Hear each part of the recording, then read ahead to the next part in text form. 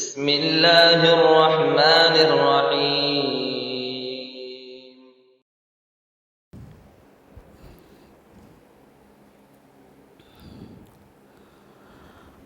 السلام علیکم ورحمۃ اللہ وبرکاتہ۔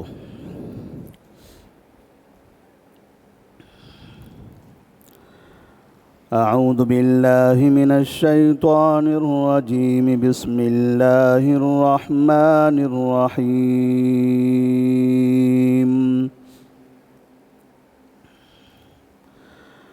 وقال الملك ائتوني به فلما جاءه الرسول قال ارجع إلى ربك فاسأله ما بال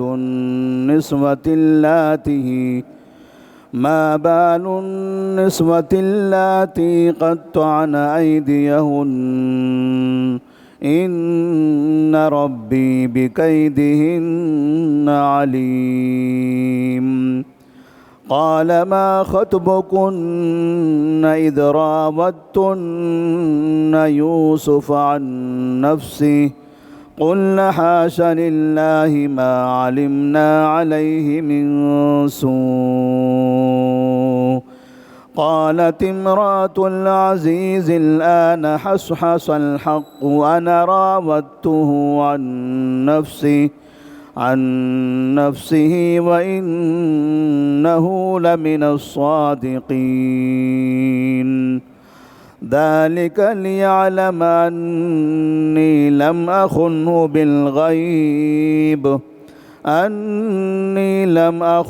بالغيب وأن الله لا يهدي كيد الخائنين۔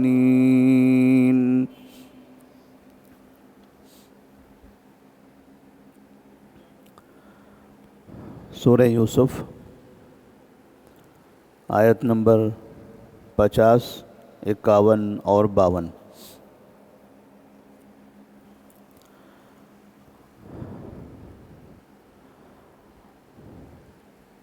سورہ یوسف کی یہ آیتیں 12ویں پارے کی آخری آیات ہیں۔ اس کے بعد سورہ یوسف کی 53ویں آیت سے 13واں پارہ شروع ہوتا ہے۔ اللہ تبارک و تعالی نے اس سے پہلے کی آیات میں یوسف علیہ السلام کے مصر کے جیل سے نکلنے کا ایک راستہ ہموار کیا، اس کا ذکر فرمایا تھا کہ مصر کے بادشاہ نے ایک خواب دیکھا۔ اس خواب کی تعبیر اس نے اپنے درباریوں سے، اپنے کاہن، نجومی اور ماہرین سے دریافت کی، تو ہر ایک نے خواب کی تعبیر سے لا علمی کا اظہار کر دیا۔ اس خواب کی تعبیر ہم نہیں بتا سکتے، بلکہ انہوں نے خواب کو بس ایسے ہی بیکار خیالات بتا دیا۔ قالوا اضغاث احلام، یہ تو بیکار کے خیالات ہیں، اس کی کوئی حقیقت نہیں ہے۔ لیکن چونکہ خواب بادشاہ نے دیکھا تھا اور بادشاہ چاہتا تھا کہ میرے اس خواب کی کوئی تو تعبیر ہونی چاہیے، خواب اسے بڑا اہم نظر آ رہا تھا اور اسے ستائے جا رہا تھا۔ وہ چاہ رہا تھا کہ کوئی ایسا شخص ملے جو میرے خواب کی تعبیر بیان کرے۔ اس درمیان میں بادشاہ کے ساقی نے بادشاہ سے کہا کہ اس خواب کی تعبیر آپ کو میں بتاتا ہوں، لیکن اس کے لیے مجھے تھوڑی سی مہلت دو۔ ساقی خواب کی تعبیر نہیں جانتا تھا، لیکن ساقی کو یہ پتہ تھا کہ ان کے پاس ایک شخص ہے جو خواب کی تعبیریں بیان کرتا ہے۔ اسی لیے اس شخص کے بھروسے پر ساقی نے بادشاہ سے کہا کہ میں بیان کرتا ہوں۔ بادشاہ نے انہیں مہلت دے دی، کہا ٹھیک ہے، آپ کو ہم مہلت دیتے ہیں، آپ صحیح اس کی تعبیر بیان کرو۔ اور اس وقت تو ساقی سیدھے جیل کی طرف آتا ہے اور جیل میں اپنے پرانے ساتھی یوسف علیہ السلام سے ملاقات کرتا ہے، اس لیے کہ یوسف علیہ السلام نے اس قیدی کے، یہ جو ساقی تھا پہلے قیدی ہوا کرتا تھا، اور اس قیدی نے خواب دیکھا تھا، یوسف علیہ السلام نے اس کے خواب کی تعبیر بیان کی تھی، اور جیسا کہا تھا اس کی زندگی میں ویسا ہی ہوا۔ یوسف علیہ السلام نے اس کے بارے میں کہا تھا کہ تم، یعنی وہ شخص جس نے خواب میں یہ دیکھا ہے کہ وہ شراب نچوڑ رہا ہے، وہ بادشاہ کا ساقی بنے گا، اور یہ ساقی بن گیا۔ تو اس نے اپنی زندگی میں خواب کی اس تعبیر کی حقانیت کو دیکھا، تو اسے یقین ہو گیا کہ ان کے ساتھی یوسف علیہ السلام اس خواب کی صحیح تعبیر بیان کر سکتے ہیں۔ تو یوسف علیہ السلام کے پاس آ کر وہ کہتا ہے، یوسف ایھا الصدیق افتنا فی 7 بقرات سمان یأکلہن 7 عجاف۔ اے سچے یوسف، سچے یوسف، ایھا الصدیق، اس لیے کہ اس نے اس کا تجربہ کیا ہوا تھا کہ اس کے خواب کی تعبیر یوسف علیہ السلام نے بیان کی تھی، اور وہ تعبیر بالکل سچ ہوئی۔ اس یقین کے ساتھ اس نے کہا، یوسف ایھا الصدیق افتنا فی 7 بقرات سمان یأکلہن 7 عجاف۔ بادشاہ نے ایک خواب دیکھا ہے کہ 7 دبلی گائیں 7 موٹی گایوں کو کھا رہی ہیں، اور 7 ہری بالیاں ہیں اور 7 سوکھی بالیاں ہیں، ذرا اس خواب کی تعبیر تو بیان کرو۔ یوسف علیہ السلام نے اس ساقی کے سامنے بادشاہ کے خواب کی تعبیر بیان کر دی۔ جب یہ ساقی جیل سے باہر بادشاہ کے پاس پہنچا اور اس کے سامنے ان کے خواب کی تعبیر بیان کی، تو بادشاہ نے یہ پوچھا، یہ کس نے بیان کیا ہے؟ کون ہے وہ شخص؟ کہا ایک قیدی ہیں۔ تو کہا اس قیدی کو میرے پاس لے آؤ۔ بادشاہ نے یوسف علیہ السلام کو دربار میں بلانے کا حکم دیا۔ وقال الملک اتونی بہ۔ اب یہاں جب بادشاہ کا قاصد یوسف علیہ السلام کے پاس جیل میں جاتا ہے کہ آپ کو بادشاہ سلامت بلا رہے ہیں، تب یوسف علیہ السلام سیدھے نکلنے کے بجائے وہاں نکلنے سے پہلے ایک شرط لگاتے ہیں۔ یوسف علیہ السلام کو یقین ہو چلا تھا کہ بادشاہ اب اتنا مجبور ہے کہ مجھے تو وہ نکالے گا اور میں جیل سے باہر آ جاؤں گا، لیکن تعبیر کی وجہ سے جیل سے باہر آ جاؤں یہ مناسب نہیں ہے۔ مجھ پر لگے الزام کا کیا ہوگا؟ لوگ تو کہیں گے ہاں بادشاہ کے خواب کی تعبیر بیان کی تھی، بادشاہ نے باہر نکال دیا، تو وہ نام سے چرچا ہوگا، لیکن میں جیل میں آیا کیوں تھا؟ مجھ پر ایک الزام لگا ہوا تھا، وہ الزام جہاں کے وہاں رہ جائے گا۔ تو تب یوسف علیہ السلام نے یہ چاہا کہ ان پر لگے الزام کی صفائی ہو، کیونکہ یوسف علیہ السلام ایک نبی ہیں۔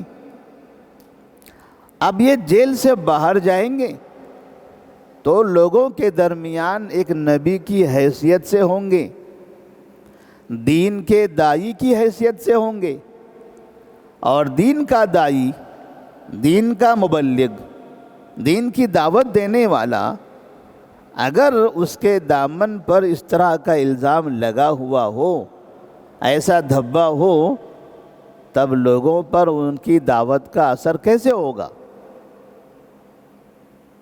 ہر سننے والا یہی چرچا کرتا رہے گا۔ اسی لیے یوسف علیہ السلام چاہتے تھے کہ باہر نکلنے سے پہلے ہمارے الزام کے بارے میں لوگوں کو حقیقت پتہ چلے، لوگوں کو معلوم ہو کیا میں نے کوئی گناہ کیا تھا یا نہیں کیا تھا، غلطی کس کی تھی۔ کیونکہ الزام عورت سے متعلق تھا، اور کسی بڑے انسان پر عورت سے متعلق کوئی الزام لگے، یہ بہت زیادہ عیب کی بات ہوتی ہے، بہت زیادہ عیب کی بات ہوتی ہے۔ تو یوسف علیہ السلام نے کیا مطالبہ کیا؟ آیت نمبر 50، 51 اور 52 میں اسی کا ذکر ہے کہ نکلتے وقت میں یوسف علیہ السلام نے کیا مطالبہ کیا، اور بادشاہ ان کے مطالبے پر کیا کرتا ہے۔ تو اللہ تبارک و تعالیٰ فرماتے ہیں وقال الملک اتونی بہ، بادشاہ نے کہا انہیں میرے پاس لے آؤ، جس نے خواب کی یہ تعبیر بیان کی ہے، کیونکہ خواب ایک الگ طرح کا ہے اور تعبیر اس سے بالکل الگ ہے۔ خواب دو جانوروں سے متعلق ہیں کہ دبلی گائے موٹی گائے کو کھا رہی ہیں۔ تعبیر جو بیان کی ہے وہ تعبیر کا تعلق پورے ملک سے ہے، پورے ملک سے ہیں، دو جانوروں سے متعلق نہیں، نہ دو انسان سے متعلق ہے، نہ بادشاہ کے گھر سے ہے۔ یہ تو ایک فرد کا معاملہ ہوتا، لیکن تعبیر میں پورے ملک کا ذکر ہے، موسمیات کا ذکر ہے، پورے ملک کی مندی کا ذکر ہے، ملک کی خوشحالی اور بدحالی کا ذکر ہے۔ بادشاہ اس تعبیر کی وجہ سے زیادہ پریشان ہوا کہ 7 سال خوشحالی کے ہوں گے اور پھر اس کے بعد 7 سال بدحالی کے ہوں گے، قحط سالی آئے گی۔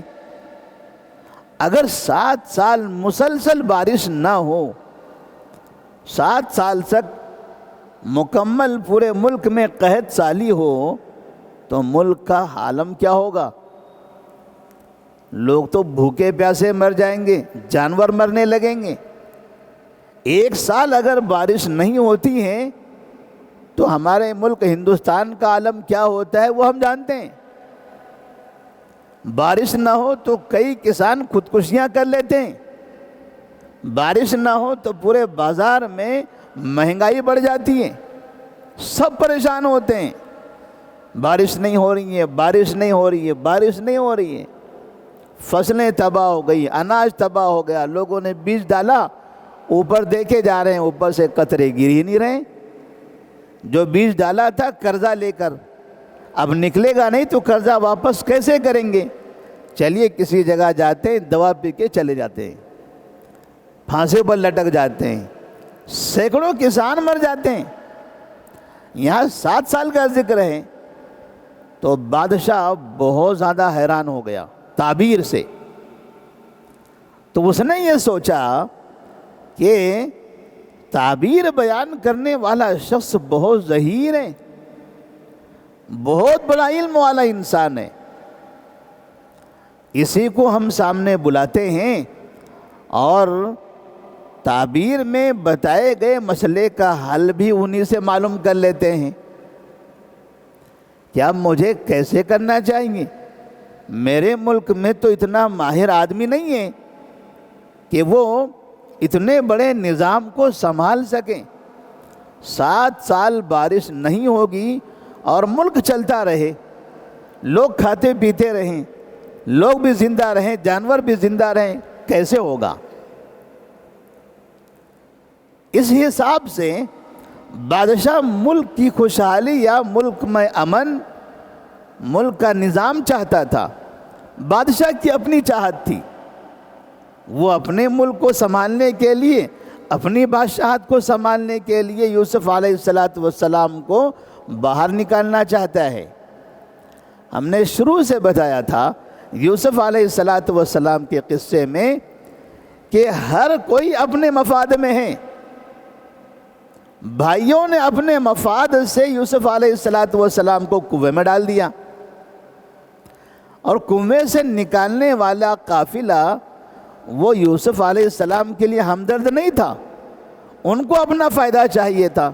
نکالیں گے، بازار میں بیچیں گے، کچھ پیسے ملیں گے ہم کو۔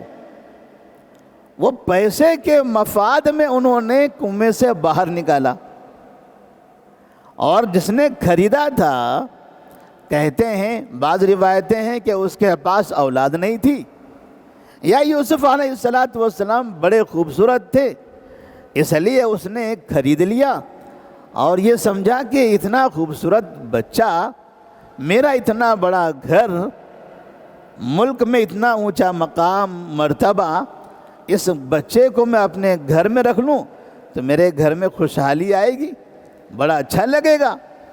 وہ اپنے حساب سے اس نے ان کو اپنے گھر میں رکھ لیا۔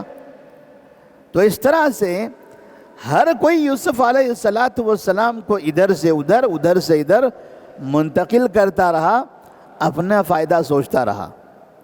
اب یہاں بھی اتنے سال ہو گئے، یوسف علیہ السلام جیل میں ہیں، نہ بادشاہ نے نکالنا چاہا، نہ عزیز مصر جس کی بیوی کی وجہ سے یوسف علیہ السلام جیل میں تھے، نہ اس نے سوچا، کیونکہ خریدا تھا اس نے، اس کو حقیقت معلوم تھی کہ میرے گھر میں کیا ہوا تھا، بھلا اتنا معصوم بچہ اتنے سال اس کو جیل میں رکھا جائے، یہ تو مناسب نہیں ہے۔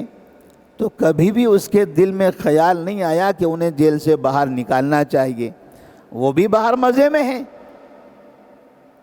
اب بادشاہ جو نکالنا چاہتا ہے اس کا اپنا مقصد الگ ہے، لیکن یوسف علیہ السلام چاہتے ہیں کہ تمہارا جو فائدہ ہے تمہیں ملے، لیکن ہمارے دامن پہ دھبا نہ ہو۔ مصیبت، پریشانی، تکلیف ہم جھیلیں گے، لیکن بدنامی، الزام تراشی، عیب، یہ ہماری زندگی میں نہیں ہونا چاہیے۔ ہمیں کھانے نہ ملے، پانی نہ ملے، جیل کی زندگی رہنا پڑے، کوئی بات نہیں۔ کہتے ہیں کہ معصیت اور مصیبت دو چیزیں ہوتی ہیں، ایک ہوتی ہے معصیت، نافرمانی یا پھر برائی، اور دوسری ہوتی ہے مصیبت۔ آدمی مصیبت برداشت کر لے لیکن معصیت میں نہ پڑے، گناہوں میں نہ پڑے۔ آدمی کو معصیت سے بچنا چاہیے، گرچہ اس سے بچنے کے لیے مصیبت میں گر جانا پڑے۔ مصیبت برداشت کرنا بہتر ہے نافرمانی قبول کرنے سے، گناہ قبول کرنے سے۔ گناہ میں نہیں پڑنا چاہیے انسان کو، اس لیے کہ گناہ میں پڑیں گے تو اس کا مواخذہ ہوگا، پکڑ ہوگی، سزا ملے گی۔ لیکن اگر گناہ سے بچیں گے اور مصیبت میں پڑ جائیں گے، تکلیف کی زندگی گزاریں گے، تکلیف سے مواخذہ نہیں ہوتا، تکلیف اور مصیبت سے گناہ معاف ہوتے ہیں، اس سے درجات بلند ہوتے ہیں۔ تو یوسف علیہ السلام چاہتے تھے کہ اب یہاں پر مجھ پر جو الزام لگا ہے وہ معصیت والا، کہ میں نے اپنے مالک کی بیوی کے ساتھ برا برتاؤ کیا ہے، اور یہ ایسا گناہ ہے جو بھی سنے گا میری پاک دامانی پر وہ شک کرنے لگے گا، اور جب میں انہیں دین کی دعوت دوں گا تو میری دعوت کو جلدی قبول نہیں کرے گا۔ تو یوسف علیہ السلام کے پاس بادشاہ نے اپنے قاصد کو بھیجا۔ اللہ فرماتے ہیں وَقَالَ الْمَلِكُ ائْتُونِي بِهِ، بادشاہ نے کہا جاؤ انہیں میرے پاس لے آؤ۔ فلما جاءہ الرسول، جب قاصد ان کے پاس آیا، یوسف علیہ السلام کے پاس آیا اور بادشاہ کا مطالبہ اس نے پیش کیا کہ بادشاہ آپ کو بلا رہے ہیں، تو یوسف علیہ السلام نے کہا قال ارجع الی ربک، اپنے رب، اپنے مالک کے پاس۔ رب مالک کو بھی کہتے ہیں، رب العالمین وہ رب ہے، لیکن کسی چیز کا مالک، رب البیت گھر کا مالک، رب البیت گھر کا رب، لیکن رب کا مطلب مالک بھی ہوتا ہے، تو یہاں پر رب کا مطلب مالک ہے۔ قال ارجع الی ربک، تم اپنے مالک کے پاس جاؤ، اپنے بادشاہ کے پاس جاؤ۔ فاسألہ ما بال النسوة اللاتی قطعن ایدیہن، اتنے سال گزرنے کے بعد بھی یوسف علیہ السلام کو وہ عورتوں کے مسائل کی فکر تھی، عورتوں کی طرف سے الزام ہوا تھا، ان کی طرف کا مسئلہ تھا، اور عورتوں کا مسئلہ بڑا گمبھیر ہوتا ہے، اس لیے پہلے اس کی صفائی ہونی چاہیے۔ کہا فاسألو، ان سے سوال کرو، اپنے بادشاہ کے پاس جاؤ، مالک کے پاس جاؤ اور سوال کرو۔ ما بال النسوة اللاتی قطعن ایدیہن، ان عورتوں کا کیا ہوا جنہوں نے اپنے ہاتھ کاٹ لیے تھے۔ اس لیے کہ جب عزیز مصر کی بیوی نے یوسف علیہ السلام کو اپنے گھر میں عورتوں کو بلا کر سامنے سے گزارا، تو عورتوں نے یوسف علیہ السلام کی خوبصورتی دیکھی، ان کے ہاتھوں میں چاقو تھا، انہوں نے اپنے ہاتھ کاٹ لیے، انہیں احساس بھی نہیں ہوا، خوبصورتی پر ایسے وہ مدہوش ہو گئے کہ انہوں نے اپنے ہاتھ کاٹ لیے تھے۔ ما بال النسوة اللاتی قطعن ایدیہن، ان عورتوں کا کیا ہوا جنہوں نے اپنے ہاتھ کاٹ لیے تھے۔ ان ربی بکیدہن علیم، یوسف علیہ السلام کہتے ہیں اپنے رب کے پاس جاؤ، یعنی اپنے مالک کے پاس جاؤ، وہاں رب استعمال کیا اور پھر یہاں بھی لفظ رب استعمال کیا۔ ان ربی بکیدہن علیم، بے شک میرا رب ان کے سازش کو بہت اچھی طرح سے جاننے والا ہے، میرے رب کو اس کی ان عورتوں کی سازش کا اچھا علم ہے، اللہ جانتا ہے، اللہ کو پتہ ہے کہ انہوں نے کیا کیا تھا۔ قال ما خطبکن اذ راودتن یوسف عن نفسہ، بادشاہ اب چونکہ وہ چاہتا تھا، اسے ضرورت تھی کہ اس انسان کو باہر نکالا جائے، 7 اور 7 14 سال کا مسئلہ ہے، 15ویں سال پھر بارش والا سال آئے گا، 15 سال کا مسئلہ ہے، چھوٹا سا خواب اور تعبیر 15 سال کی تھی، اور کسی حکومت میں 15 سال بہت بڑے ہوتے ہیں، ملک کہاں سے کہاں چلا جاتا ہے، اگر ترقی کرے تو ترقی کرتا چلا جائے گا، تنزلی آ گئی تو 15 سال میں ملک برباد ہو جائے گا۔ بادشاہ کو ملک کی فکر لاحق تھی، لہذا یوسف علیہ السلام کے مطالبے کو اس نے فوراً قبول کر لیا، عورتوں کو جمع کیا، ان عورتوں کو جنہوں نے ہاتھ کاٹا تھا۔ قال ما خطبکن اذ راودتن یوسف عن نفسہ، کہا کہ تمہارا واقعہ کیا ہے، تمہاری حقیقت کیا ہے، تمہارے ساتھ کیا ہوا تھا۔ اذ راودتن یوسف عن نفسہ، جب تم نے یوسف علیہ السلام کو بہلانے اور پھسلانے کی کوشش کی تھی، کیا واقعہ تھا، مسئلہ کیا ہے، حقیقت کیا ہے اس کی، کس کی طرف سے غلطی ہوئی ہے، کون برائی کی طرف مائل تھا۔ قلنا حاش للہ ما علمنا علیہ من سوء، قلنا حاش للہ ما علمنا علیہ من سوء، ان عورتوں نے اتنے سال گزرنے کے بعد انہیں یہ اندازہ تھا کہ اگر ہم نے گناہ کا اعتراف کر لیا تو بدنامی تو ہماری بھی ہوگی، لیکن اب بادشاہ کے دربار میں سچ بولنا تھا انہیں، بادشاہ کی سزا کا ڈر تھا، کیونکہ یوسف علیہ السلام کا مقام اب بدل چکا تھا۔ اب وہ قیدی کی طرح نہیں، اب بادشاہ کے دربار میں بہت اونچے انسان کی طرح تھے، اس لیے کسی بھی طرح کی غلطی، کوئی بھی برائی اب بادشاہ کی سزا سے محفوظ نہیں ہو سکتی تھی۔ قُلْ حَاشَ لِلَّهِ مَا عَلِمْنَا عَلَيْهِ مِنْ سُوءٍ، ان عورتوں نے سچ کہہ دیا اور کہا حاش للہ، اللہ کی پناہ، اللہ کی پناہ، ما علمنا علیہ من سوء، ہم نے ان میں کوئی بھی برائی نہیں دیکھی، ما علمنا علیہ من سوء، کسی بھی قسم کی معمولی سی بھی غلطی ان کے اندر نہیں پائی، معمولی سا میلان، خوبصورت عورتوں کی طرف جیسے مرد کا میلان ہوتا ہے، معمولی سا میلان بھی ہم نے ان کے اندر نہیں دیکھا، جو بھی تھا وہ ہماری طرف سے تھا، ان کی طرف سے معمولی برائی نہیں تھی، معمولی کوتاہی نہیں تھی، معمولی حرکت نہیں تھی، ما علمنا علیہ من سوء۔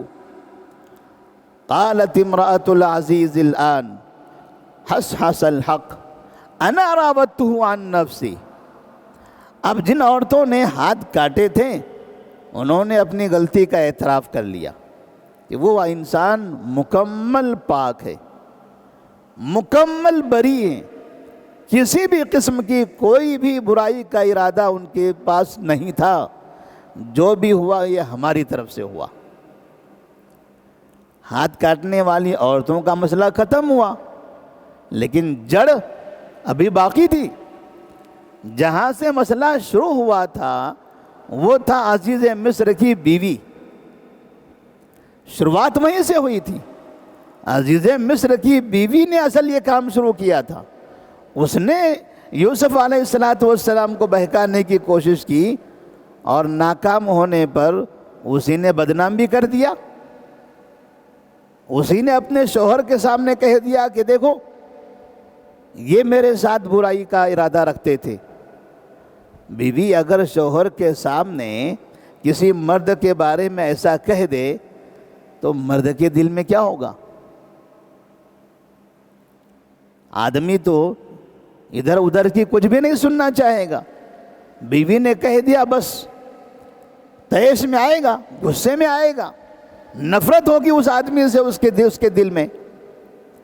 اس عورت سے اب معلوم کرنا تھا، اسے بلایا گیا عزیز مصر کی بیوی کو، تو اس نے کہا قالت امرأة العزیز الآن حصحص الحق، عزیز مصر کی بیوی نے کہا اب حق مکمل طور پر ظاہر ہو چکا ہے، مکمل واضح ہو چکا ہے، حصحص الحق انتہائی واضح ہو چکا ہے، انا راودته عن نفسی، میں نے ہی انہیں پھسلایا تھا، میں نے ہی انہیں بہکانے کی کوشش کی تھی، اپنے شوہر کے سامنے میں نے جھوٹ بولا تھا، اس بندے کی کوئی غلطی نہیں ہے، ان کی طرف سے کسی بھی قسم کی کوئی برائی نہیں ہے، وہ مکمل پاک ہیں۔ وَإِنَّهُ لَمِنَ الصَّادِقِينَ، اور وہ انتہائی سچے انسان ہیں۔ عورتوں نے بادشاہ کے دربار میں اب اعلان کر دیا تھا، اب اس کے بعد نہ یہ عورتیں منہ کھولے گی اور نہ ملک کی کسی زبان سے یہ آواز آئے گی، کیونکہ بادشاہ کے سامنے یہ مسئلہ آ چکا ہے، اور بادشاہ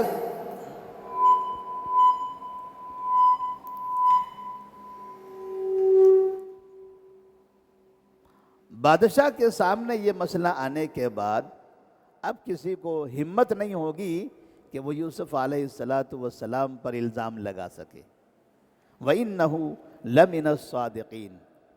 آخر میں اللہ تبارک و تعالیٰ فرماتے ہیں ذَلِكَ لِيَعْلَمَ أَنِّي لَمْ أَخُنْهُ بِالْغَيْبِ۔ بھلا یوسف علیہ السلام ایسا کیوں کرنا چاہتے ہیں؟ کیوں انہوں نے ایسا کروایا؟ کیوں عورتوں سے یہ اعتراف کروایا؟ کہتے ہیں ذَلِكَ لِيَعْلَمَ أَنِّي لَمْ أَخُنْهُ بِالْغَيْبِ۔ یوسف علیہ السلام جانتے تھے کہ عزیز مصر نے مجھے خریدا، مجھے عزت کے ساتھ اپنے گھر میں رکھا اور اپنی بیوی سے کہا تھا اکرمی مثواہ، ان کی عزت کرو، عسیٰ ان ینفعنا او نتخذہ ولدا، یہ ہمیں فائدہ پہنچائے گا، اس سے ہمیں بڑا فائدہ ہوگا، یا انہیں ہم اپنا بیٹا بنا لیتے ہیں۔ اتنی عزت اس نے مجھے دی تھی۔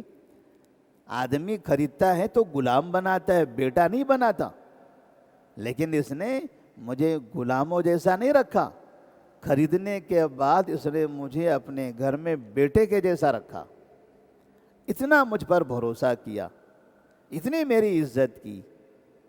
اگر اسے یہ پتہ چل جائے کہ میں نے ہی اسے دھوکہ دیا ہے تب اسے کتنی تکلیف ہوگی۔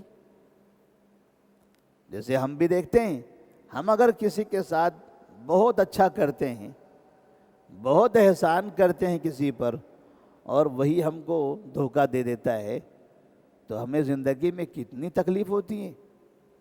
ہمارا بھروسہ کیسے ٹوٹتا ہے۔ کسی انسان پر اتنا بھروسہ کیا، اتنا خرچہ کیا، اتنی عزت کی، اتنا اونچا مقام دیا، ان کو اپنا سمجھا میں نے، اور یہ تو آستین کا سانپ نکلا۔ لوگ ایسا سمجھتے ہیں۔ ہماری زندگی میں کئی ایسے واقعات ہوتے ہیں۔ تو یوسف علیہ السلام یہ چاہتے تھے کہ جس نے مجھ پر بھروسہ کیا ہے اس کے سامنے بھی واضح ہو کہ میں بھی انتہائی امانت داری کے ساتھ آپ کے گھر میں تھا۔ آپ نے جو سنا تھا اپنی بیوی کے منہ سے کہ میں ان کے ساتھ برائی کا ارادہ کر رہا تھا، یہ بالکل غلط تھا۔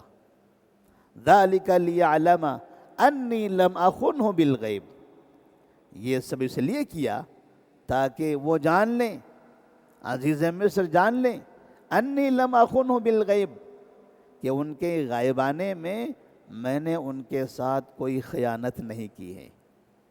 کہ شوہر باہر ہیں تو بیوی گھر میں ہیں، تو شوہر کے غائبانے میں نے ان کی بیوی کے ساتھ کسی قسم کی کوئی خیانت نہیں کی ہے، اس کا انہیں علم ہو جانا چاہیے۔ کیونکہ اگر آدمی کے دل میں عزیز مصر ہے، وہ اس کے دل میں بھی اگر یہ رہا کہ یہ انسان نے ایسا کیا ہے، تب بھی یوسف علیہ السلام کی دعوت پر سوالیہ نشان تو رہے گا۔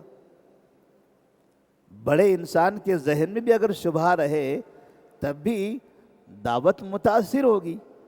ذَلِكَ لِيَعْلَمَ أَنِّي لَمْ أَخُنْهُ بِالْغَيْبِ وَأَنَّ اللَّهَ لَا يَهْدِي كَيْدَ الْخَائِنِينَ، اور بے شک اللہ تبارک و تعالی خیانت کرنے والوں کے مکر کو، ان کی سازش کو کامیاب نہیں کرتا۔ خیانت کرنے والوں کے مکر اور ان کی سازش کو اللہ کامیاب نہیں کرتا ہے۔ میں نے خیانت نہیں کی ہے، اللہ نے مجھے کامیابی عطا فرمائی۔ یوسف علیہ السلام یہ بتانا چاہتے تھے کہ اب میں جیل سے باہر آ رہا ہوں عزت کے ساتھ، شان و شوکت کے ساتھ، بادشاہ کی نظر میں میرا بہت اونچا مقام بننے والا ہے، جس کا ذکر آگے کی آیتوں میں ہے۔ لہٰذا یہ جو عزت مل رہی ہے، یہ جو مقام مجھے مل رہا ہے، یہ میری طرف سے امانت داری، دیانت داری، سچائی، وفاداری، یہ اس کا نتیجہ ہے۔ بےمانی، جھوٹ، خیانت، دغا بازی، یہ ان کا جو نتیجہ ہوتا ہے برا ہوتا ہے۔ امانت داری، سچائی، ان کا جو نتیجہ ہوتا ہے یہ عزت والا، اونچا، بہترین نتیجہ ہوتا ہے۔ تو یوسف علیہ السلام نے یہاں یہ پیغام دے دیا۔ کہ ہمیشہ مصیبت آ جائے کوئی مسئلہ نہیں ہے، لیکن بے ایمانی نہیں آنی چاہیے۔ آپ کا نقصان ہو جائے کوئی مسئلہ نہیں ہے، لیکن حرام میں ملوث نہیں ہونا چاہیے۔ آپ پیٹ بھرنے کے لیے، گھر کی پریشانی کے خاتمے کے لیے حرام کام کرو گے؟ اپنے بچوں کو پالنے کے لیے کسی کا گھر مارو گے؟ کسی کے گھر کو لوٹو گے؟ اپنی ترقی کے لیے کسی کی زندگی برباد کرو گے؟ پھر یہ سوچو گے کہ میرا مستقبل اچھا ہوگا۔ وَأَنَّ اللَّهَ لَا يَهْدِي كَيْدَ الْخَائِنِينَ، جو برا کرتا ہے، جو دوسروں کا برا کرتا ہے، دوسروں کا مالی خیانت کرے یا عزت میں خیانت کرے، خیانت ہے۔ کسی کی عزت کے ساتھ کھلواڑ کرنا یا کسی کے مال کے ساتھ کھلواڑ کرنا، چند دنوں کا عیش تو نظر آئے گا، لیکن جو بربادی کے دن شروع ہوں گے، دن ختم نہیں ہوں گے۔ رات جلدی نہیں آئے گی، اور رات آئے گی تو دن کا اجالا جلدی نہیں آئے گا۔ تڑپتے رہو گے، مرتے رہو گے۔ موت کو پکارو گے، موت بھی کہے گی میں نہیں آؤں گی، پہلے تڑپو، ساری دنیا تمہیں دیکھے گی تڑپتے ہوئے، اس کے بعد آؤں گی، اور آؤں گی تو ڈنڈے لے کے آؤں گی۔ وَأَنَّ اللَّهَ لَا يَهْدِي كَيْدَ الْخَائِنِينَ۔ یوسف علیہ السلام نے پھر یہ ہمیں پیغام دیا ہے کہ کبھی بھی کسی کے ساتھ خیانت نہیں کرنا ہے۔ خیانت کا انجام بہت برا ہوتا ہے، اور جو امانت دار ہوتا ہے، اللہ تبارک و تعالی کنویں کی کھائی سے، جیل کی تاریکی سے نکال کر، کہاں وہ فلسطین کا جنگل اور کہاں یہ مصر کا تخت تاج، اللہ نے بعد میں عزت کے ساتھ مصر کا بادشاہ آپ کو بنا دیا، مصر کا حاکم بنا دیا، دولت خزانہ یوسف علیہ السلام کے ہاتھوں میں دے دیا۔ سارا علاقہ مصر ہے، فلسطین ہے، اس کے اطراف کے جتنے علاقے تھے سب محتاج تھے۔